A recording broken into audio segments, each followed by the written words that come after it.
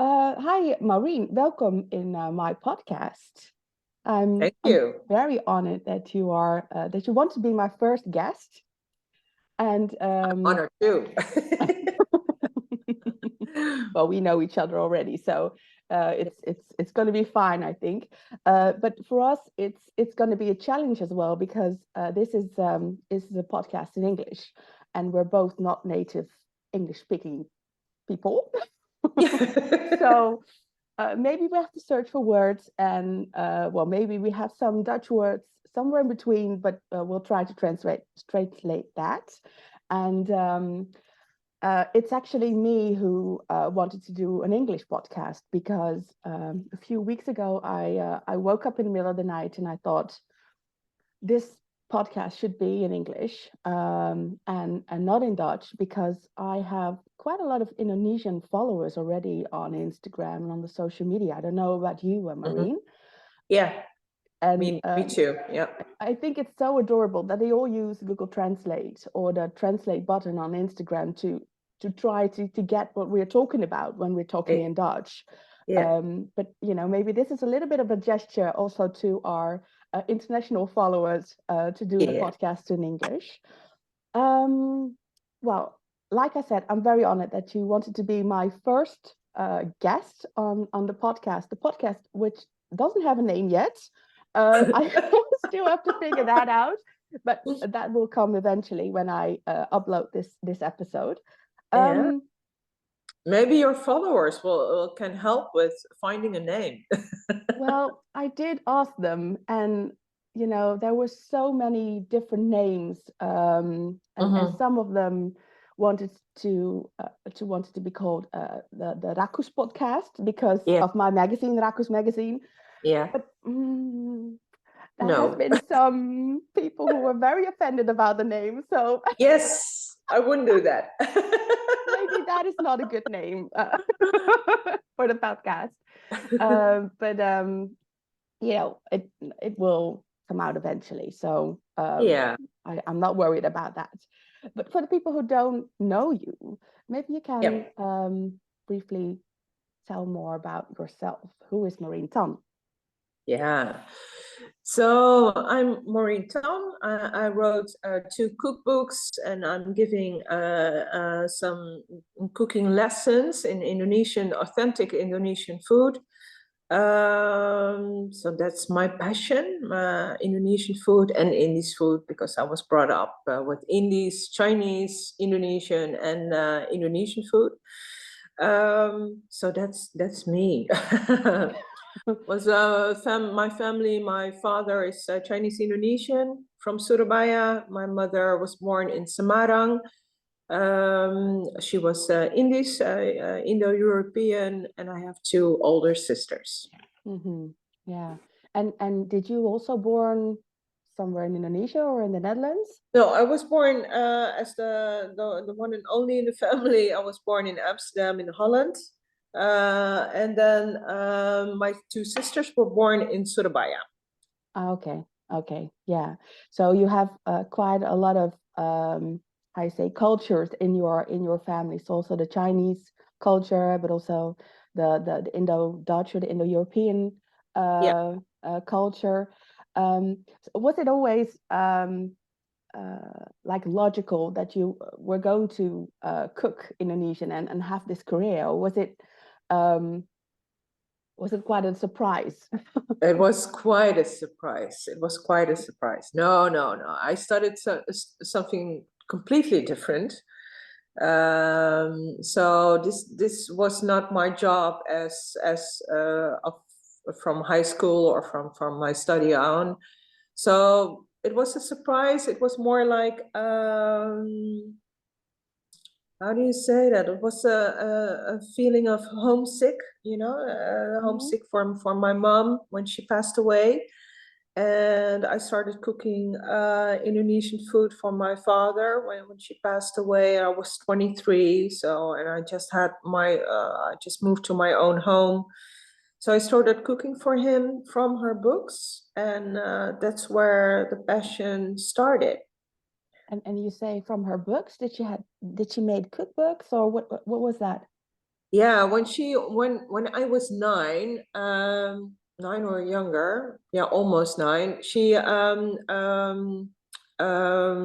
a stroke, Hmm. and she got paralyzed from one side, so she couldn't cook anymore, not long. She couldn't stand for a long time, so she started to write down her recipes Mm, in a manner so we can read them because she yeah, has a beautiful handwriting, but then she only states the ingredients, and not how much you should use so a for little bit of this and a little bit of yeah, that, and not really the amounts.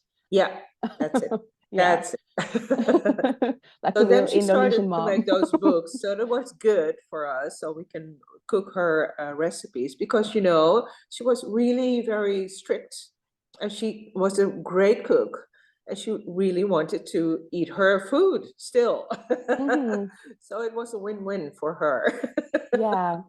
And did she then tasted your food and criticize maybe your food when you cooked it? All the time, all the time.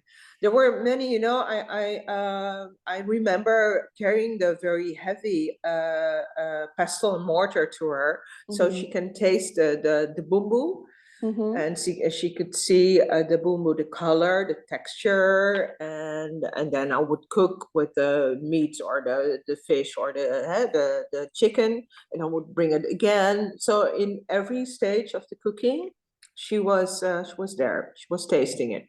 Hmm. And was that a nice thing, or was it, back Nope. then? No. Sometimes it was, but I was very young, and you don't always want to cook No. and be criticized. The one time I could cook a ketchup pedis, ayam ketchup pedis, was my first dish I made solo, and the first week was sublime. It was so good, and then the next week it was terrible. So, and I In her didn't know opinion, what or to do. in your opinion? In her opinion, of course, Mm. not in my opinion. I did the same thing. So how could it be changed? How could it be different than a week before? Mhm. So yeah, sometimes I didn't like to cook. But again, you still did it. I mean, you weren't forced to cook, right? Or were you a little bit forced to cook? Well, I was forced, because forced, it was just normal. Hmm. We must say it like this, it was just normal that you help. I helped cooking or preparing the food when I was as little as 7 years old. Hmm. Cutting, but because my parents both worked, and then in the weekend they cooked the dishes for the whole week. So my job was to slice the shallots and the garlic very finely. So either she could use it in a stir fry, or to ground it up for a bumbu, for a spice paste. Hmm. So that was normal, and when you wake up in the morning on Saturday, and you're still young, you see this huge amount of tauge, of bean sprouts, Oh God. laying on the I, newspaper, and that then is you such have a to pick. child trauma for me as Yeah, well. Just picking exactly. the ends of the bean sprouts, you mean? Yeah, yeah, Yeah. the roots. Ooh. It was terrible, and it was always such a big amount. My Yeah. God. It always felt, because I never really cooked as a child with my mom, but I could help with two things, and it was folding the pangsit, which I really Oh, liked, but also cleaning the bean sprouts, and that always felt like a punishment. I don't yeah, know about you, but I for didn't me like too. it. Yeah. Because somehow I can, you keep forgetting that Saturday is the day for bean sprouts. And when you wake up and you're having fun, and you think, oh, what will we do this Saturday, this weekend? And then you see the bean sprouts. Oh yes, of course. Because your first food memory or cooking memory, is that about that?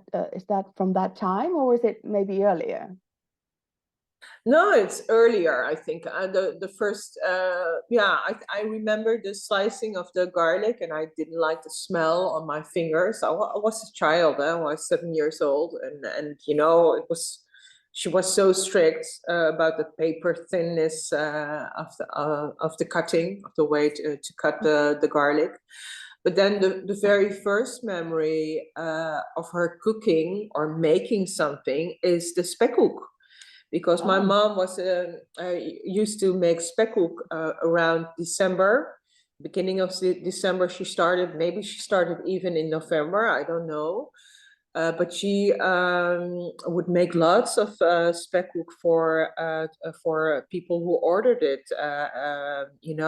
Like the Bank of Indonesia would order it, and her family and friends. So the whole house, the home smelled like spekkoek. hmm. And And I why can was remember. it the end of the year? Is it because of the new year or? Yeah, because of the Christmas time, because of the holidays, Mm-hmm. and she would always people would order it around December or for the Christmas time. So she would start. I think it was beginning the first December. She would start to cook, to bake the spekkoek. Mm-hmm. And the first taste I can remember, because I was helping her, so I could lick the, how do you say that, the Oh yeah, spatula. yeah, The batter, that was my favorite part, of course. yeah. I used to how do you say, the baking tin, I had to grease it with the butter. Mm-hmm. And I didn't like it, so I as a child I never ate butter because I hated that smell. Oh really? Yeah, I really detested it. It's terrible. But then she made me do that, and but then my award was the spatula, and I could lick the batter, the spiced batter. It was so good, Mm-hmm. Mm-hmm. delicious. Well, as you know, I don't like spekkoek No, because I, from a child, cinnamon. from a very early age on, always got spekkoek for my birthday, but I didn't like the cinnamon. So it really, that is also a child trauma. Oh, poor you, poor you. But I like butter, so that's Ah, that's a difference, yes. But because it's quite hard to make a good spekkoek, right? Because it's yeah, layer after layer after layer, and sometimes, the end, the first layers will become dry because yeah. maybe you have a tip. Can you share a tip for us how to make like the perfect spekkoek? What is Well, your the secret? perfect spekkoek is, of course, the amount of eggs and butter, and then my mom used to add some condensed milk, and that will keep the batter very moist. So that's Mm. really good. And then you have to know how long you have to bake the layers, because don't bake them too long before they dry out. I see often people adding butter to the layers in between, and I wouldn't do that. Spread it or Yeah, they spread it, really? or Oh, they add it with the bottom of a wine glass, and I've seen them do that, and I think that's really too much because oh. there's a lot of egg, and egg is fat, and there's a lot of butter in the batter, so you don't need extra fat to the spekkoek. Mhm. No. Mm. And the recipe of the spekkoek, is it also in one of your cookbooks? Yeah, I did a naughty thing because the Bijbel of the Indonesische Keuken, the Bible of the Indonesian kitchen, the I have first it book I here wrote. because we're Ah, going to talk about that as well, of course. yeah, I think it's in nice. how you say that? Mm. Spiegelbeeld. Spiegelbeeld. Yeah, no, it's It's a I Dutch can see it Dutch really good. word, spiegelbeeld. Oh, okay. But you did a naughty thing, you said. Yeah, because the recipes in the Bible of the Indonesische Keuken, the Bible of the Indonesian cuisine, should be only Indonesian food. But Hmm. then I thought, well, my mom's recipe should be in there. So spekkoek is not Indonesian; it's more Indies, Indo-European. But then I called spekkoek lapis legit. Oh, and that's not the same, right? That's not the same. That's not the same. I'm sorry. but I wanted her recipe in that book. And I thought by then it was the first book and my only book I would ever wrote. Yeah. So I just pushed it in. Yeah. Well, Sorry. it's forgiven. But That's it. again, if we talk about the book, I mean, how did you become writing this book? How did it start it? Well, that's yeah. I was very lucky because I know the publisher. Yeah. How do you say redacteur in English? Sorry? Redacteur in English. You have to cut that part out. Yeah. And find a word. The head writer. The head writer. The head writer. Wait, I will look it up. Yeah. You just continue. You look it up. Well, I met Renee before she started working for the publisher, and we had such a click. And then after our coffee meeting, she said, "Oh, one day we're going to write a book together, a cookbook together." And so that was really fun, and we had a great time. And then in 2 months, 2 or 3 months later, she worked at a publisher. She had a new job, and she was there. And that publisher was looking for someone who was able to write the Indonesian Bible. So that was really a coincidence, and they thought of me, or Renee thought of me. So I was asked to write the book. Yeah. Well, it's editor or chief editor. That's what we were looking for. I couldn't find the word. It's one of a series of many Bibles from all different kinds of kitchens, right? Yeah. It's a few. It's like the country Bible. It's the cookbook from a country, from a certain country. So you have the French Bible, you have the Italian, the Japanese, Indian, of course, and Dutch even, and lots more. Turkish is the latest one, I think, the Turkish Bible. Mm-hmm. Yeah. Well, I only have the Indonesian one because I never cook from cookbooks. Well, I cook, but I never cook from cookbooks. I only have this one because it's very nice in my bookcase. Oh, good. And because it's yours. Yay. I'm proud to be on your bookshelf then. Yeah. Just only a few. Because what was the biggest challenge making this cookbook in particular? It was a very big challenge because to create a country Bible like this, you have to know 230 recipes around that number. So that's a lot of recipes. I know, my mom had about 120. So half the part is really her recipes.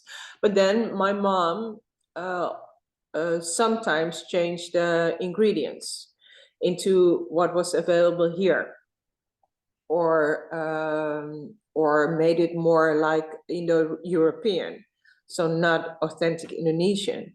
So I really had to do a lot of research what the real Indonesian ingredients are in some kind of dishes. And I wanted to highlight the signature dishes from that particular area. Mm-hmm. And sometimes she didn't have those recipes. So I have to compare a lot of recipes online in cookbooks. What is the main ingredient in that recipe that comes always back? Then, you have to try the recipe, if it's good, if it's tasty, if it's well balanced. So it was a lot of work. Yeah. Yeah. Because how long did it take to make this cookbook? Do you really want to know? Yeah, that's what I'm asking. I wrote it in 9 months. It was really great. That's not very long, I think. No, it's not very long. So I had to work sometimes 7 days a week.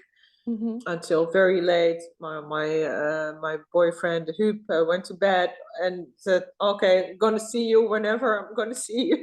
Yeah. So sometimes I made hours until 1 or 2 o'clock at night, especially to meet my deadline. It's really, really hard, very, very much work, but I loved every single minute of it. I really did. Yeah. Yeah. Because what was the biggest struggle to make this cookbook? To keep it authentic. That Mm-hmm. was the struggle. I didn't want, I wanted people to, if they cook the recipe and they go to Indonesia, they eat the food, it must be the same or almost the same, you know?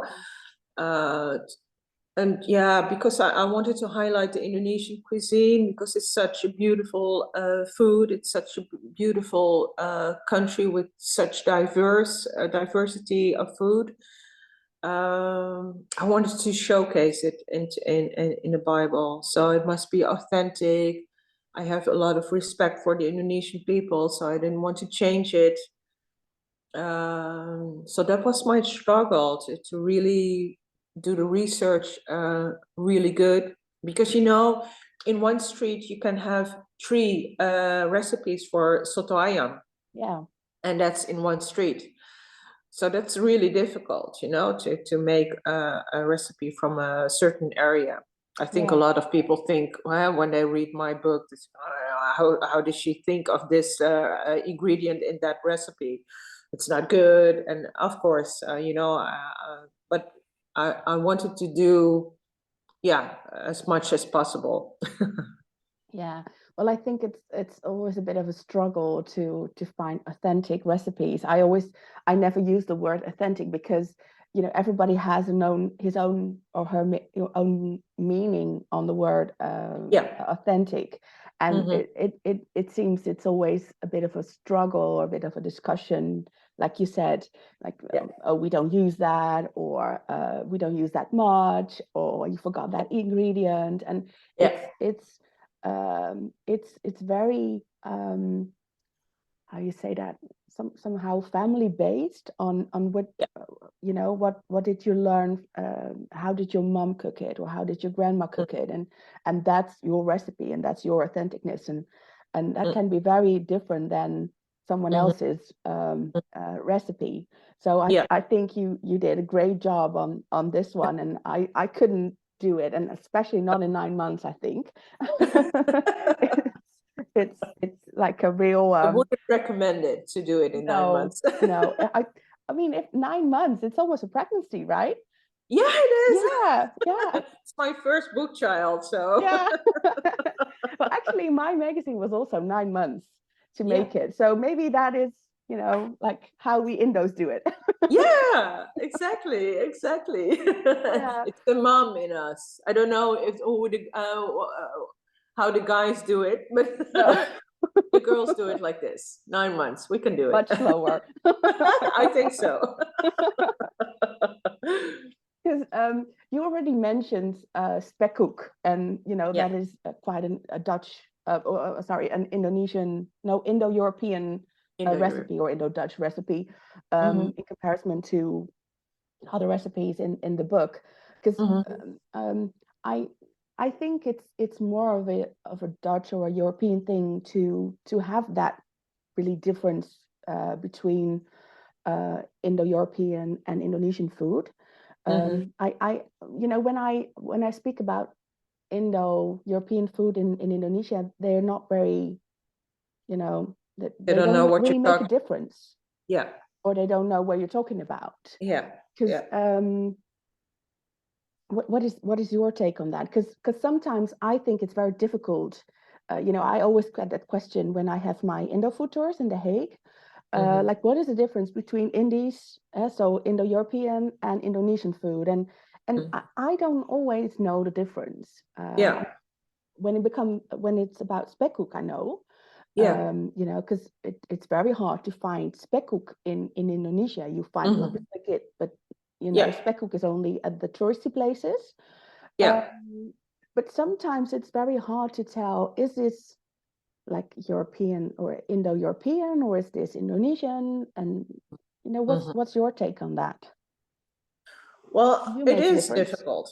I must say, it is very difficult. There are some really Indo-European dishes that you can pick out, like how do you say that? Let me see. Bruine bonen soup. Yes, You brown know, bean, brown bean soup. yeah, I think. Yeah. red bean or brown bean soup. I don't know how you should call it. And like macaroni pan. It's the macaroni dish, the pasta dish with the cubes of ham or speck um, and cheese. So that's really Indo-European. And frikadel pan, the casserole with the meat, with the minced meat in it. That's really Indies, But there's a lot of Indies Because of the use of or the Indie. spice or the use of different ingredients. Because I think a lot of Dutch people, when they hear bruine bonen soup, so brown bean soup, they say Mhm. it's Dutch. But Yeah, you use some different ingredients in the yeah, English yeah, variant. Yeah, yeah. You do, and you always eat it with sambal. of course. Yes. So that's making it yeah, and eat it with rice, I think, huh? Yeah. My mom always ate it with rice, my father too. So that's the Indies, the real Indies, Dutch Indies, I think, Dutch Indo-European food. But then you have a lot of Indies, what Indies, Indo-European people call as Indies food, but it's all it's from Indonesian origin. Hmm. But it's just with the different ingredients, sometimes different vegetable, maybe. Like my mom, she used to make perkedel jagung with corn, cauliflower. Hmm. I think that's, because maybe she couldn't find the corn or it was a different season. Nowadays you can find corn always in the Hmm. stores, but then maybe it was more seasonal thing and she used the cauliflower. But then she also had rendang in her cookbook and other dishes that are really Indonesian from origin. And maybe it was more of a saucy rendang, with Hmm. lots of sauce. So I call that maybe, and every Indo-European will call that how they make the rendang. No, we love the sauce. Hmm. I think that's more of a Dutch origin. We love a lot of sauce with our rice. Yeah. Um, there's a lot of influences in the Indo-European food. It's from it can be from the Chinese, it can be from Indonesian, of course, Chinese, like Portuguese Hmm. influences. You have a lot of influence. So it's a fusion cuisine, and it's not very sometimes not very how do you say that, duidelijk? Clear. It's not very clear what is Indonesian and what is Indies. Hmm. There's the mixed recipes, the mixed dishes from mixed descent. That's really clear, of course. Hmm. But then, why do we call ketchup this? Why do we call it Indies? Hmm. It's also Indonesian. I think it's Yeah. more Indonesian than it's Indies, Yeah. And pindang and well, yeah, a lot of dishes are really from maybe 99% Indonesian Hmm. origin, and then maybe the spices that are used, maybe they're not so spicy, not so many spices are used in the dishes, so it's more Indies. Hmm. Yeah. And sometimes we pull the chili out and serve it with sambal. I Hmm. think that's also very Indies, Indo-European, to serve the sambal in a jar or in a kommetje. Kommetje. Sorry. In a mangkok. In a Exactly. bowl. Is it a bowl? In a bowl. Yeah, Yeah. in a small bowl. Yeah. A small bowl. Sorry, people. You serve the sambal, from not in the dish, A so side. so A people side. can Yeah. add it. Hmm. Yeah, Hmm. you can add what you want. How spicy you can make the food. So yeah, Yeah. I think that's more Indo-European, and but then there are also Indo-European that eat a lot of spices. So Hmm. yeah, Yeah. Well, I think it really depends on the way you look at it and your own background. I yeah. think in these people, Indo-European people, there is also a bit of a nostalgia on the Yeah. food, and they want to preserve their culture, and Yeah. food is a way to preserve culture, and Mhm. you I know, think that's really important, huh? yes, and I think Really it's a important. beautiful thing that you can look with your own how you say that, point of view to the Mhm. food, and that really is how you see it, like it's Indies or Indonesian, and you mentioned the all the different kind of influences on the Indies, so the Indo-European kitchen or cuisine, but we Mhm. find it as well in Indonesia. I mean, Yeah. Indonesian food is also influenced by Arabic food, by Chinese food, by Yeah. Portuguese, and Indian. other, Yeah. yeah. So you never know what the real origin of a food is most of the Mhm. time. So that Yeah. always makes it very difficult. Mhm. Well, for me, it's a difficult discussion because they want an answer for me, but I don't have the answer. So, but I think it's always a nice discussion to to talk about the history of food and about how you see the food, Yeah. and what it means for your own culture and for preserving your own culture. And I think that's Mhm. thing. And it doesn't, for me, it doesn't mind if it's called Indies or so Indo-European or Indonesian. Yeah. It's your own thoughts and your feelings and your preserve It culture. is, but it's not, that there are Indo-European people that claim some foods as their own, and I Mm, think you can do that, or you should be careful doing yeah. that, because Indonesian people are really proud of their food also. So you Hmm. cannot say something is theirs, or is ours. It's Hmm. not. It's a shared culture, shared food heritage, especially the more Indonesian dishes than more Indo-European dishes.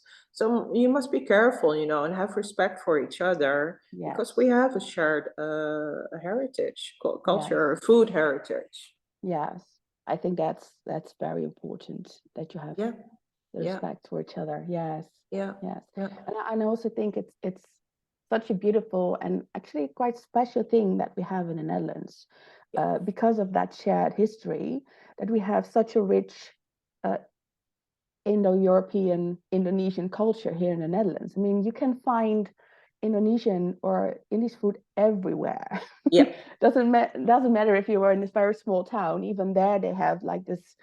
Well, at least they have something in the supermarket that you know maybe it's only Conimax, but it's it's it has the origin. We cut that out. Yeah, we cut that out. Sorry, sorry, sorry. Like Gotong, Improba, Conimax, all good. Koningshoofdvogel. um, because the Bible was your first cookbook, but Mm-hmm, then a few years later, mm-hmm. you again wrote another cookbook, Yeah. and that was very very popular, and I have it here as well. Ah, Yay! you make me so proud. Signed and all. Ah. um, because I think we were all very proud of you because we have Oh, this group app with all the Indo foodies yeah, because of your Indo foodie kumpulan. You always organize, or the 2 times you organized the Indo foodie kumpulan, and I think yeah, we're all very proud of you when you well you have 2 prizes actually. You have the silver cookbook yeah. first, and The then first, yeah, the best cookbook of the year. yay, 22, 22 last year. Yeah, it was yeah, really good. yeah. Very exciting. I didn't know what to expect, when they nominated the few books. It was, yeah, it was wonderful. I'm really proud. I still, if I see the prizes in my book on my bookshelf, I'm really very proud. Very proud. Yeah. Yeah, yeah. Because how many books were competing with the cookbook of the year? Um, Because it was a lot. Totally, I think one competition was around 55 and the other one 65, something like that, in that Yeah. order. So, and there were the vakjury. What's vakjury, Helena, in English? Professional juries? Yeah, No, let's call it that way. Yeah. something like that. So I'm really proud that they took from the 65 and more books. They took Java and gave them first the silver cookbook, and then the other prize won the best cookbook of the year. So that's really very happy with that. Yeah. And what was the reason that you won this award? Like the best, what 'cause there are a lot of Indonesian cookbooks coming out in the Netherlands. Yes. Indonesian food is very popular. So Yeah. I mean, this cookbook was the winner. So do you know why? I think, but I cannot say this. I think, but my thought is that and what people told me was the story about behind the book, the story of my parents, both from Java, but also a little bit of the story of the Javanese people, what's in the book. And I wanted to read or to write much more about the traditions and the customs of Javanese people. But I only had small space to do that. So I think the personal touch to the book and the story behind it, and of course the Javanese cuisine, which is very important to Holland, because it's not only the Indonesian Javanese people, but also the people from Suriname who have their roots in Java. Mm-hmm. So I think a lot of people know the Javanese dishes and food. Yeah, yeah. Because are these the dishes or the recipes of your mom as well, or because those are all in the Bible, right? Yeah, so you see a lot of double recipes or dishes in both of the books, because they're really iconic, for Java, for the island. So I couldn't leave them out just because I have written the Bible. I told my editors, there must be, I think, 5 or 6 double recipes in there, and you can't leave them out because they're so the signature dish of Java. Yeah, yeah. Because there were also a lot of recipes I didn't know, because it's quite a broad, because Javanese food, actually every cuisine from every island in Indonesia, it's very how you say that, very it's very different, but it also has a lot of different kinds of recipes, right? Yeah, yeah, So a lot yeah. of people don't know about. There's a lot of ethnic people. There's what is it in the whole Indonesia? It's 633 ethnic volkeren. How do you say volkeren? Ethnicities? Sorry. Ethnicities? Oh yeah, you can. I cannot say that, I think. I say it again, ethnicities. Yeah. So there's a lot of food. There's a lot of influences in the food, and in Java, I think the food is more indigenous, except of western part of Java, because that's more mixed also. The Betawi are really a mixed race. So there's Chinese, there's Indian, there's Arabic, there's a lot of influences in the food. But then the Central Java and East Java is more indigenous recipes, and they're still, it looks very simple. The food is very, sometimes you say, oh my God, is that it? But then if you taste it, it's amazing. So there's a lot of depth in the flavor in food. It looks very simple, but it's not. No. And not to say that like Sumatra, because the Sumatra food is really good also, but it has different influences. There's a lot of Indian influence there, and Arabic. Gulay is really very beautiful in spices. The Javanese people have that too, of course, because there's a big Arabic community in the eastern part of Java. The oldest community in Arabic community in Indonesia. So you have in Eastern Java also that influence, but it's more a little bit Chinese, and the rest is indigenous, and that's amazing. Because what is your favorite Javanese dish, or your favorite Indonesian dish, maybe? Oh my God. People always ask me, and that's so difficult, because you have your favorite tahu, you have your favorite ikan, your favorite fish. I think that's really difficult. What I absolutely love in Java is rawon. Rawon is the black soup made with fermented seeds of the Pangion edule tree. It's kluwak nuts. It's beautiful, and I always put the jar out when I give cooking lessons and let people smell, because it smells like dark chocolate. It's like the mole from Indonesia. The kluwak is one of my favorite ingredients. I cannot say what is my favorite dish. Yeah, maybe the ikan rica my mom made. Maybe that's the all-time favorite dish. Yeah. And is it the spicy one, or is it more the Dutch, maybe the Dutch one? No, it's the spicy one. Spicy. So when I was a child, my mom always made two versions, one without the chili, or maybe one just a few lombok, the Spanish pepper, and then one was always very spicy, that were the other people, the other members of the family would eat. And then there was always something left over in the fridge, and then the next morning I would take a slice of bread and spread it out so super thinly, because it was really spicy, of course. Yeah. And just, I loved eating that, stealing that little bit of fish from the fridge. Only that, or with cheese on top or something? No. Oh. Just the bumbu and a little bit of the fish that was left over. I loved it. It. Still. I just had my breakfast, but I'm still. Yeah. I really want to eat the cherry.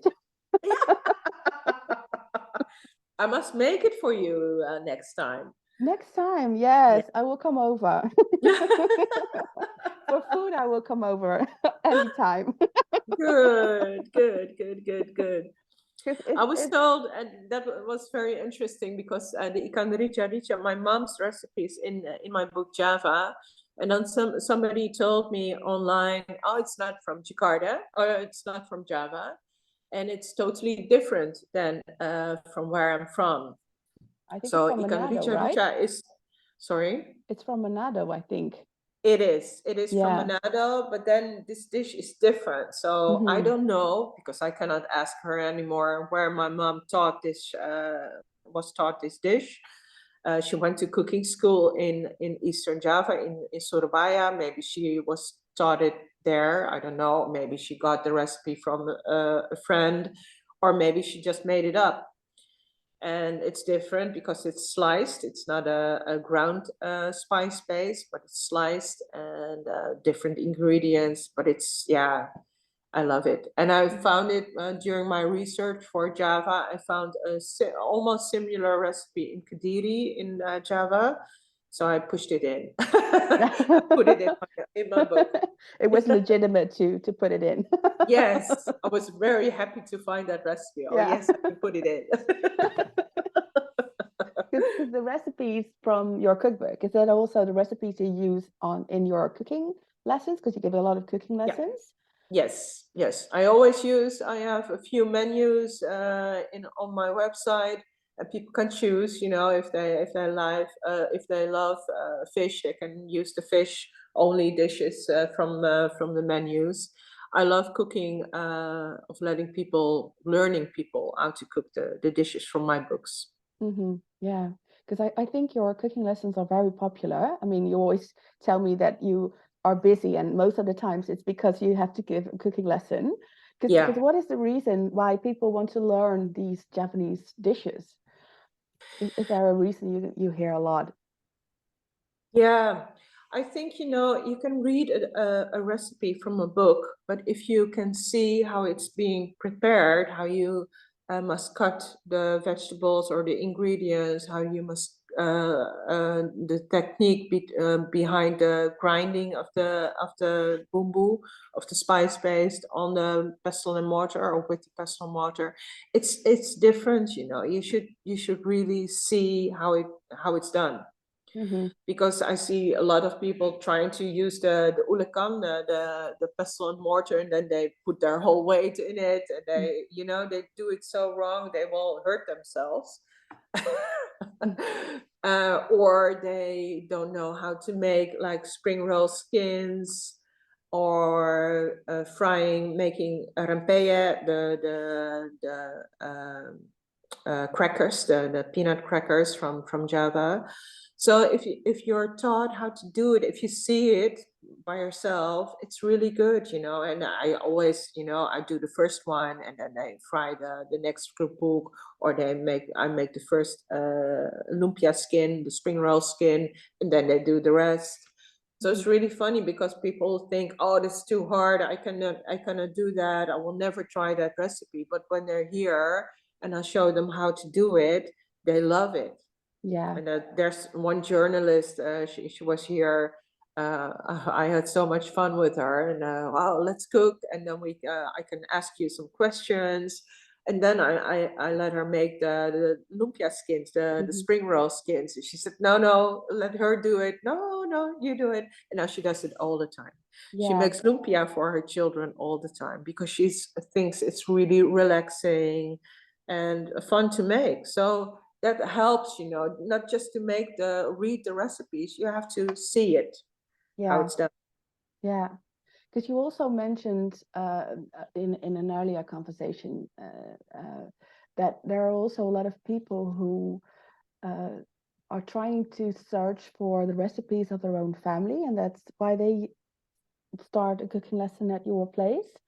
Yeah, Is yeah. that a common thing for attendees of your workshops? Yeah, there's a lot of people who are looking for older family recipes that they don't have anymore, or they don't know how to make it anymore. I went to a lot of European Indonesian markets last year. The Also pasars, Malams? Yeah. the Tongtong Fair, of course, and the pasars in a few cities. I went to 3 or 4, and there was um, a similar story I heard when I was talking with people, that they are missing some recipes, and that their mom isn't able to cook anymore, or the mom is old and she can't remember the recipe. We used to, or the Indo-European people, there were lots of people that said, no, no, no, I'm not going to give you my family recipe. Mm-hmm. So they kept it to themselves. And when you're younger, I don't know how it is with you, because you just told us you're not a cook, you're not cooking very much. So maybe you don't even know the recipes of your family. I I don't don't know know. them. No. No.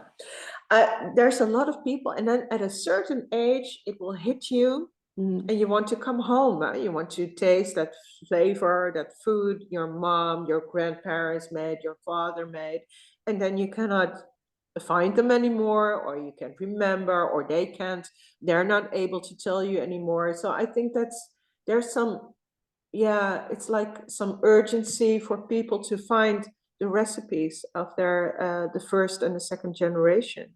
Yeah. And that makes me sad, it Yeah. makes me really sad.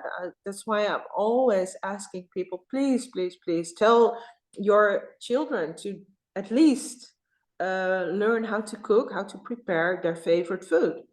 Yeah. Maybe it's one recipe or 2 or 3, and then you always are able to come home and sit at that table, at your family table. Yeah. Yeah. So it's that's it's why I very, wanted to do this cooking lessons also for the younger generation, Indo-European people or Indonesian people who are not taught in their family recipes. yeah, yeah.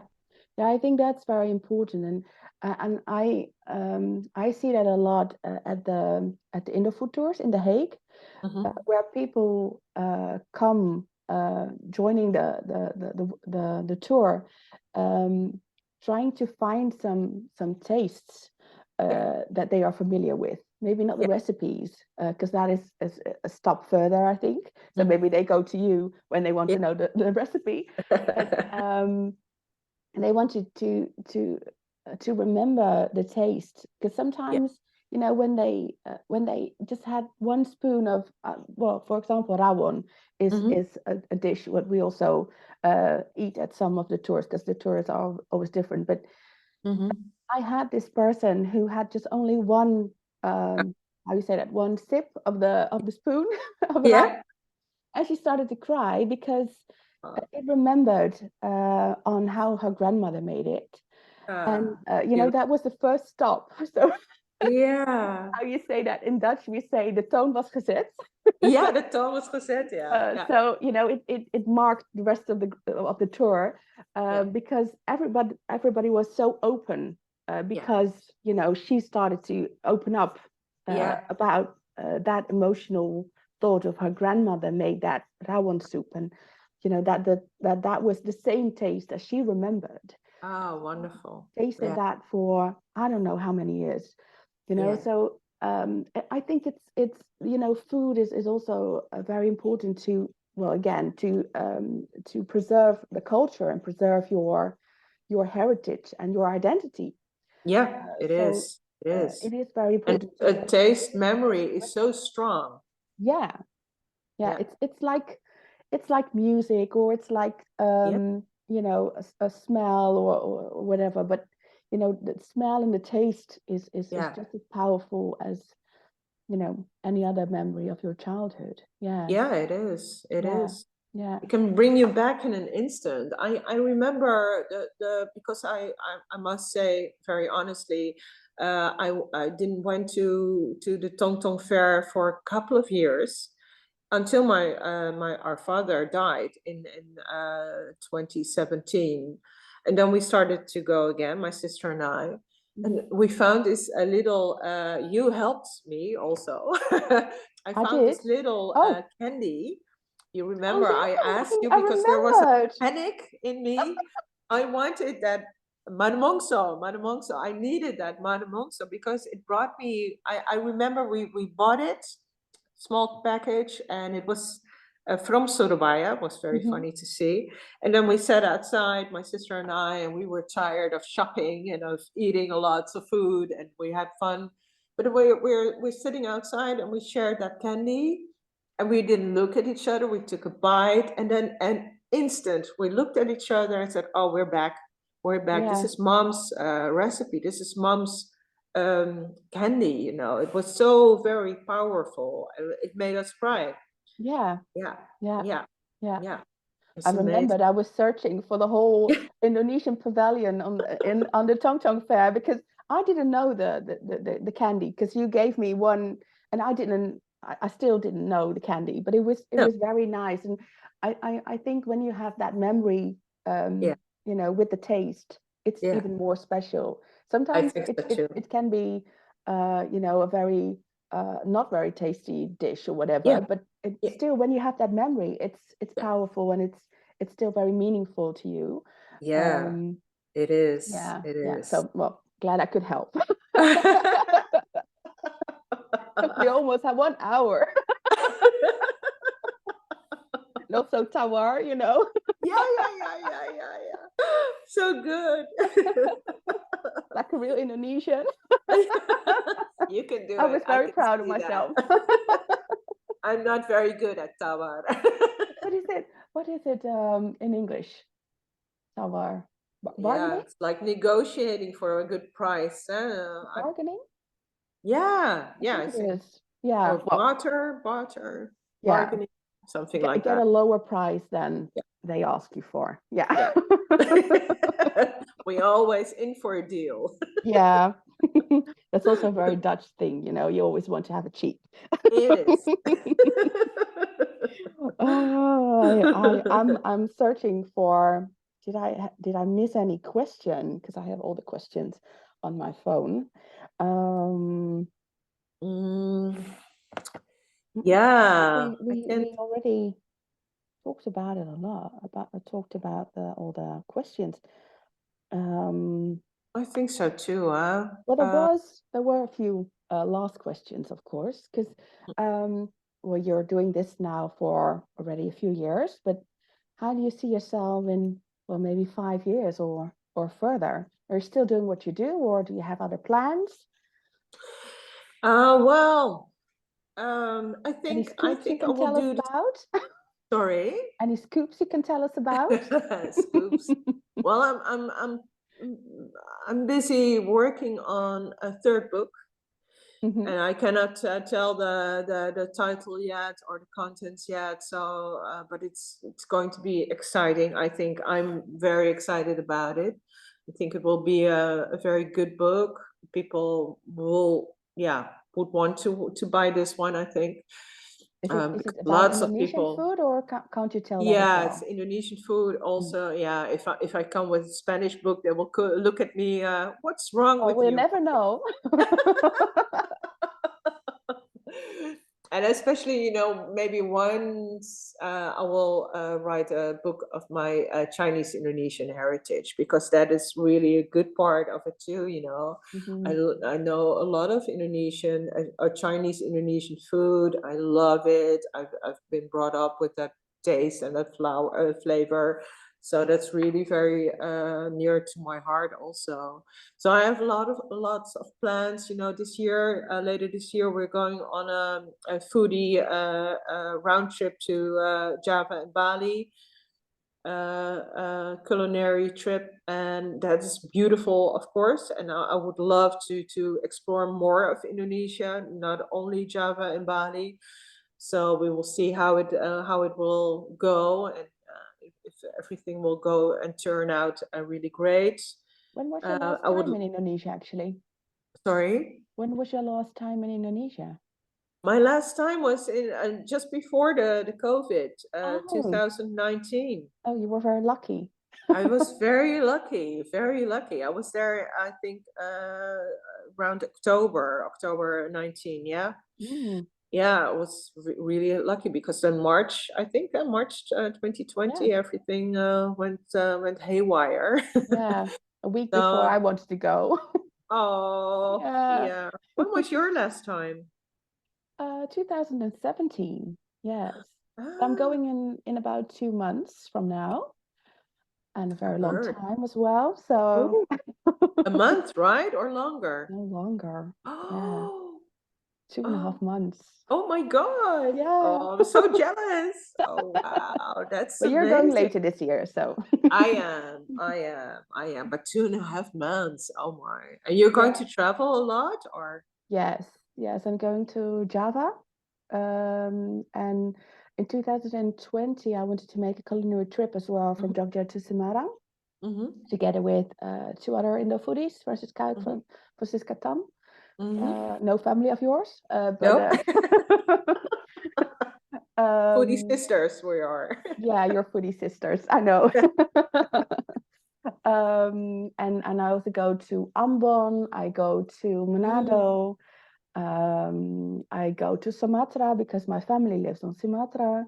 mm. No Bali because I'm not allowed to say this maybe, but I don't like Bali. Ah, I've been there, I think, 5 times already, and that's it enough then. became very Australian. Well, I Oh, mean, the touristy places became yeah, very Australian. And yeah. I have nothing against Australian people, but you know, No, it has lost its authentic. traditional, Yeah, you know, culture yeah. in some parts of Indonesia, in some parts of Bali, and In that's some quite a shame. parts, yeah. Yeah, in You some can parts, still not find the everywhere. real Bali. So, Yes, of yeah, yeah, course. Yeah, yeah. yeah. So that's going to be my Oh, going to be my wonderful. trip, but it's quite a long Amazing. time. Yeah. Yeah. And you're going by yourself or you're meeting your foodie friends there? Yeah, I'm meeting my foodie friends there, and I have some because I'm going to work there as well. So I have some business appointments as well, and I'm going to make a lot of content. So I have, some appointments. People helping me Mm-hmm. out to make some content, Mm. and who knows what happens, Yeah. and it's not all, how you say that, scheduled. Yeah. So I know where I'm going, when I'm going, but not what I'm really going to do. Yeah. And it's a bit of a slow traveling, so no, like, Asian touristy thing, No, that's good. That's good. like You have 5 islands in time. 5 days or something. It's not Oh, it's not going to happen. no. Thank God. Because that's not the thing to do. No, no, and it's too hot for that. So Yeah, it is. I think it's too bad though that you're going earlier. I would love to meet you there and to meet your family and to go with yeah. you to some places. I would love that Well, maybe you can because I'm arrange planning something with also. Flip, so I can Yeah, join the tour. yeah, we should Then I do just that. go We should. again. Yeah. Well, too many people are joining now, so maybe next year we'll go together. Maybe. Yeah. So a lot of plans in the A lot future. of plans, yeah, a Yeah. lot of plans, and I will always, because we have this cooking studio made. We built one at our home, and it's really nice and good enough for, or good for yeah, doing the lessons here. I love teaching people how to make the dishes, but also bringing back the Indo-European to their roots, their foodie roots, their food roots, I must say. And I've seen some incredible things here. An older guy making urap, like his mom made, and he massaged the coconut, the spiced coconut into the vegetables, and he was way gone. He was his like his In his own mind world. was at Yeah. home. Yeah, it was amazing to see. It was so good. And then when he tasted it, it's like my mom's special. Yeah. So those things I would love to continue. I would love to continue giving lessons and and bringing people home. Yeah, and I think it's very important what you do on that, and Mm. yeah, I hope to do a cooking lesson as well somewhere in the future, so Yeah. I can learn how to cook from Yes. a proper Indonesian Yeah. chef. Making your pempek. You like you love that, right? Yes, yes, I love that, and it's still a shame that you didn't put it in the Bible. I know, I know, I know. There was some, because I wrote about, I think, 300 recipes, and Mhm. then I had to kill my darlings because there was only a space for 230, and that's also a lot. And then Mhm. somewhere it got lost, and that's crazy. Yeah. So I should make Bible number 2, I think. Yeah. Or maybe I should make like a cookbook about Sumatra, and then it will be in Yeah, there. Maybe yeah, yeah. You never the know. recipes of other people, because like I said, I don't have any recipes. But anyway, if people want to follow you, where can they find you? Well, on Instagram, it's my business name is Anak Bungsu Kookworkshops, and Anak Bungsu means the third child or the youngest child in Indonesian, in That's Bahasa. what you are. I'm both. I'm the third and I'm the youngest. Yeah. I will write it in the caption of the podcast as well, so you don't have to spell it. Oh, You can thank you you. can see it in the I caption. was thinking, how am I going to do that? It's not a short It's a name, very huh? long name. Yeah, it is. Or of course your website, Anak Bungsu Kookworkshops.nl. Yeah. Yes, exactly. Yes. Well, I think for me, I mean, I have asked all my questions. Is there some last words you want to tell us before we end this podcast?